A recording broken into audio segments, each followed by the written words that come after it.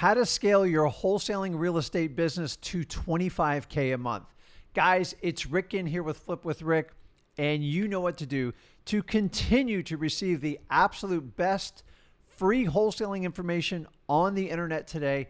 Do me a favor, hit that subscribe button, smash that like button. How can we get you to $25K a month in wholesaling doing it consistently? Guys, it's really not as hard as you think it is. So many people talk about 50 and 100K.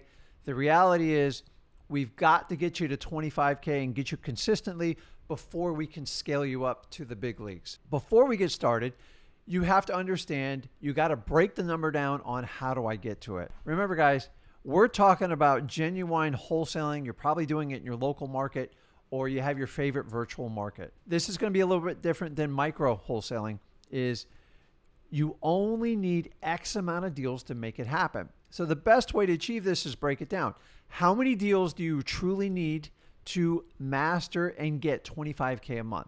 In my opinion, you only need 3. If each deal just averaged, if you got one deal that was 8K, you got one deal that was 12K and another 7, that is actually very realistic in my business. And if you understand, you only have to do 3 deals. So many people talk about doing 10, 15, and 20 deals a month. Let's get you doing a minimum of 3 deals a month and get you to that 25K. Now you have a goal, you write it out. Now you have to reverse engineer on how to turn those goals into actual numbers. Let's start with the basics. The first thing you need to do is identify, you need to get a list of motivated sellers.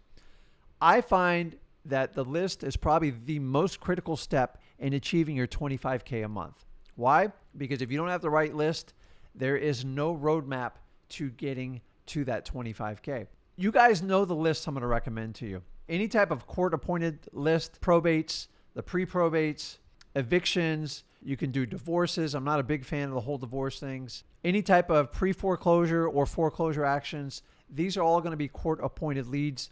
And you should be able to pull them from your courthouse locally. You get them online or you can go in person to get them. The next one you want to do is any type of code violations list, tax delinquency list, any type of list that you can get that preferably is offline, meaning it's not available to the general public, because it will give you a huge advantage of it. I personally love code violations lists because they're already telling you properties that have problems. But past that, you can go to high equity lists. I talked about tax delinquency early.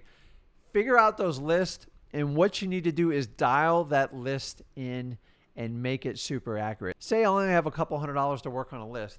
I want to make sure my couple $100 goes the longest, gives me the best and highest return.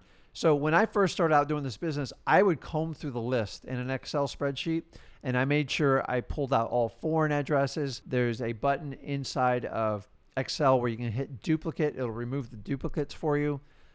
I don't want to send the same guy who owns 4 houses like 4 letters. I'm just wasting money. That's how accurate you've got to be. Because once you dial it in, when you do really big lists, then you can do some automation to filter these lists out for you, or you can hire a VA to help you sort through the data. You don't have to be a data expert to do this, guys. But in the beginning, you're kind of a one-man army, a one-girl army, and you need to take the bull by its horns. Guys, trust me on this. You have got to get the right list. If you do not have the right list, it means you are not playing in the right area, and it will lead to frustration. So I want you all to become list ninja experts. Lists are everything. They are your road to getting your 25K a month. So the next step is now you have to choose a marketing medium to deliver the message to your list, your prospects. Now, a prospect is basically anybody on your list, and when you talk to them and they show any type of interest in selling their property, they then become a lead. So you're going to have your prospect and your lead. So you have all your prospects. Now we've got to filter them to your leads. Here's a huge mistake I see a lot of beginner investors make is they try to do a little bit of everything. They become like a general practitioner. Like, I'm going to try a little bit of cold calling. I'm going to try some SMS. I'm going to try a little bit of direct mail. I'm going to try door hangers. Guys, forget that. Find your strong suit. What is your strong suit? If you love talking to people on the phone and you're good with the gift of gab and you don't mind the rejection up front, understanding 98% of the people are going to tell you to take a hike or hang up on you, then go for it. Cold calling is meant for you. And when you do it, you go all in. Now, you'll have to do the additional step of skip tracing with cold calling. But if you're really good at it and you're comfortable doing it, then why not do it? Guys, I don't need you outsourcing stuff right now. I need you to go out and get that deal. You got to get that $25K a month and be consistent. If cold calling fits your, I hate cold calling. Zach loves cold calling. He brought it into our business to complement it. I don't like the constant hang-ups and stuff like that. Now, talk about SMS texting. When you do that, you can go all in that one. Once again, you'll have to skip trace those numbers. Is you guys need to pick one, listen to me, one marketing medium and go all in. What do I mean by that? I mean, commit your effort to it. Make sure it's your strong suit. If you're strong on the phones, great. If you're strong with SMS, the art of SMS is converting them to the phone, then do that. If you like direct mail and you have some funds you can spend on that, then concentrate on that. Make sure you answer your phones live. The days where you could just let stuff roll over on a recording machine, there's no way you can do it that in today's market, at least in the markets I deal with. I mean, door knocking, although you got to be careful out there, working with real estate agents, guys, pick the one marketing medium where you think you can do the most damage and master it. Not only master it, you have to destroy it. Remember, you only need 3 deals to hit that $25K. Picking a marketing medium and marrying it instead of trying to do 9 different ones, trying to do pay-per-click, door hangers, networking with real estate agents, they all work.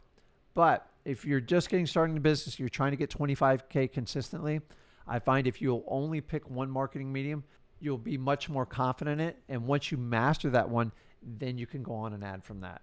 We basically have a blueprint to get to that $25K a month. Once you start getting there, and it will take some time to build up the momentum, this is going to teach you the skill sets of how to set the goal, how to harvest your list and get the best list, and use the feedback from your customers to adjust your list.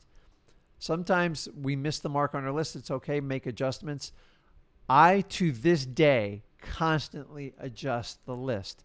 I listen to the feedback, how many calls we get, how many deals we've done, how many appointments we go on, and we adjust the list accordingly. You're going to have to do the same. It doesn't matter if your list is tiny or it's huge. The main thing is to make sure you listen to the feedback from your sellers and adjust your list accordingly. Sometimes we have areas that just go cold. They're getting pounded by so many people from the outside. We'll shift our focus on it.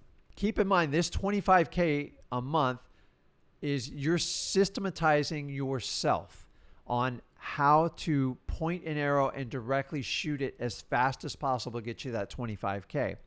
Now, once you demonstrate at least 3 months of producing $25K a month, then you can start talking about really putting your business on entire systemization, meaning you can now scale it.